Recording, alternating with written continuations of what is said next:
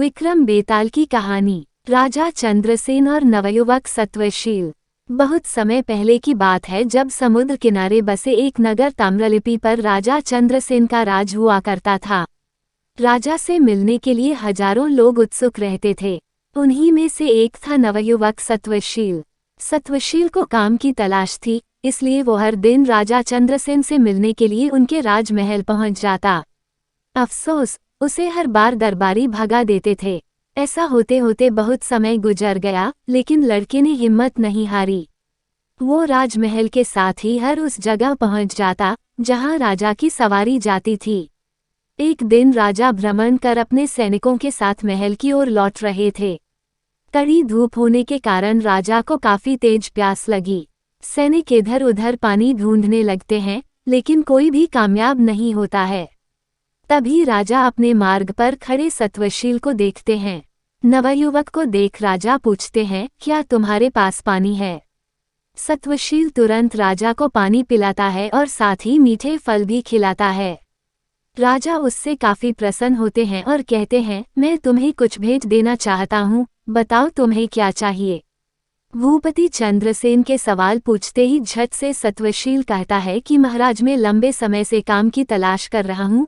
अगर आप मुझे कुछ काम दे तो आपकी बहुत कृपा होगी। इतना सुनते ही राजा तुरंत उसे अपने दरबार में नौकरी दे देते हैं और कहते हैं कि उसके द्वारा पिलाए गए पानी का उपकार वो जीवन भर याद रखेंगे। वक्त बीतता गया और अपनी प्रतिभा की वजह से नवयुवक राजा का बहुत करीबी बन गया। एक दिन भूपति चंद्रसेन सत्वशील से कहते हैं, हमारे नगर ताम्रलिप्ति में बेरोजगारी काफी बढ़ गई है, इसके लिए हमें कुछ करना चाहिए। इतना सुनते ही नवयुवक कहता है, आप हुक्म कीजिए महाराज। राजा कहते हैं, हमारे पास एक टापू है जो काफी हरा भरा है। अगर वहां कुछ खोज की जाए तो काम के कुछ अवसर मिल सकते हैं। इतना सुनते ही सत्वशील, जी महाराज कहकर टापू के लिए रवाना हो गया। समुद्र के रास्ते टापू के पास पहुंचते ही सत्वशील को पानी में तैरता हुआ एक झंडा नजर आता है। झंडे को देखते ही वो हिम्मत जुटाकर पानी में कूदता है। पानी में कूदते ही नवयुवक सत्वशील टापू की राजकुमारी के पास पहुंच जाता है, जहां वो अपनी सहेलियों और सेविकाओं के साथ गाना गा रही होती हैं। राजकुमारी को नवयुवक अपना परिचय देता है। कुछ देर बातचीत करने के बाद राजकुमारी सत्वशील को भोजन का निमंत्रण देती हैं और खाना खाने से पहले पास के ही एक तालाब में स्नान करने का आग्रह करती हैं। जैसे ही सत्वशील तालाब में नहाने के लिए उतरता है, वो ताम्रलिप्ति महल की सभा में पहुंच जाता है।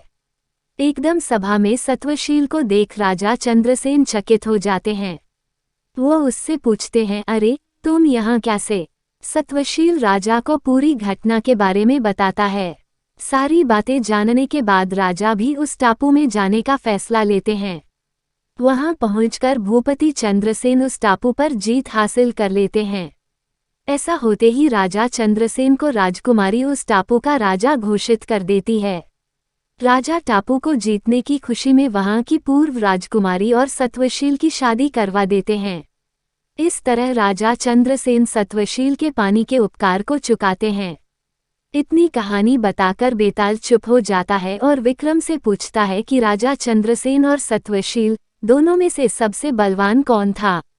सवाल सुनते ही विक्रम बोल पड़ता है, सत्वशील ज्यादा शक्तिशाली था। बेताल पूछता है, कैसे? तब विक्रम बताता है कि सत्वशील बिना कुछ सोचे समझे ही टापू के पास झंडा देखकर पानी में कूद जाता है। वहां कूदने पर उसे किसी भी तरह का खतरा हो सकता था, जबकि राजा को पता था कि वहां पानी में कोई खतरा नहीं है। सवाल का जवाब मिलते ही बेताल राजा विक्रम के कंधे से उड़कर वापस घने जंगल में किसी पेड़ पर जाकर बैठ जाता है। कहानी से सीख, हिम्मत कभी नहीं हारनी चाहिए और कर्म लगातार करते रहना चाहिए।